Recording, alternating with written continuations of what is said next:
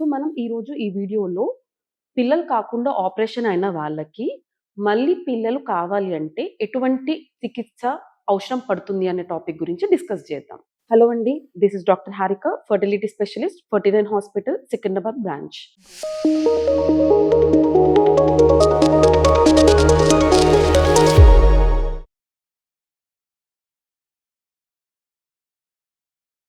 So, జనరల్‌గా permanent method of sterilisation అంటే జనరల్‌గా ఏంటి, పిల్లలు పుట్టకుండా ఆపరేషన్ చేయించుకుంటారు. ఈ ట్యూబెక్టమీ అనేది మనకి పర్మనెంట్ మెథడ్ ఆఫ్ స్టెరిలైజేషన్ అన్నమాట.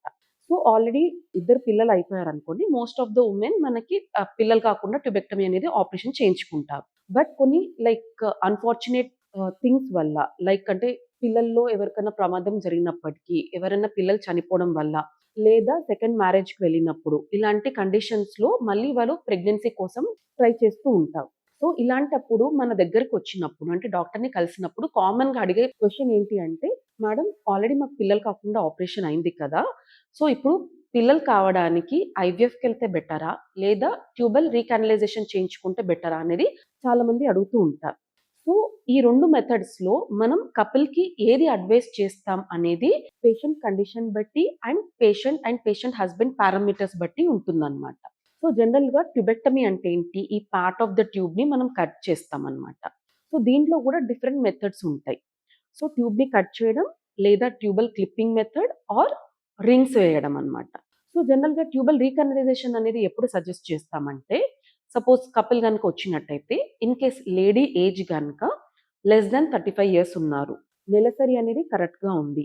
అండ్ ప్రీవియస్‌గా కూడా 2 నార్మల్ డెలివరీస్ అయ్యాయి. అండ్ పిల్లలు కాకుండా ఆపరేషన్ చేయించుకొని కూడా less than 5 years. And husband sperm count అంటే సెమెన్ అనాలిసిస్‌లో కౌంట్ అంతా కూడా బాగుంది.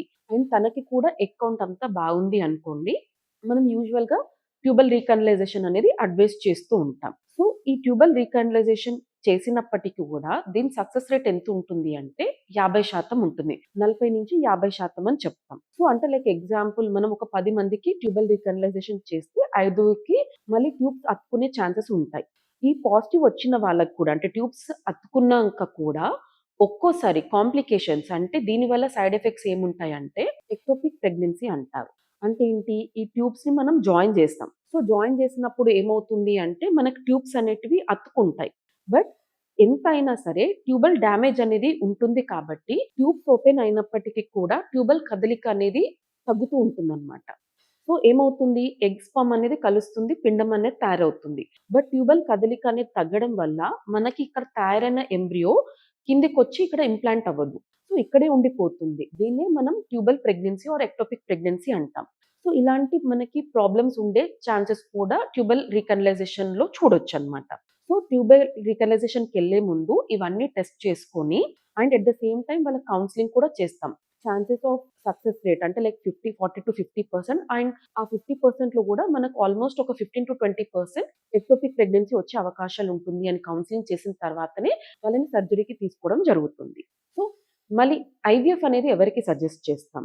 సో, అడ్వాన్స్ స్టేజ్ అంటే వయసు అనేది 35 కంటే దాటిన వాళ్ళకి, లేదా ఎగ్ కౌంట్ ఆల్రెడీ తక్కువున్న వాళ్ళకి, నెలసరి ఇబ్బందులు ఉన్నాయి.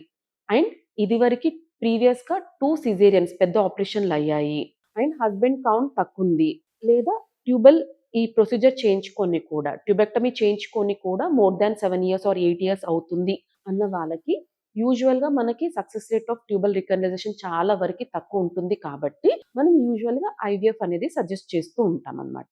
సో, కపుల్ వచ్చినప్పుడు ట్యూబల్ రీకనలైజేషనా లేదా ఐవీఎఫ్ అనేది మనం కపుల్ పారామీటర్స్ బేసిస్ పట్టుకొని ఎవరికి ఏది అనేది సజెస్ట్ చేయడం జరుగుతుంది.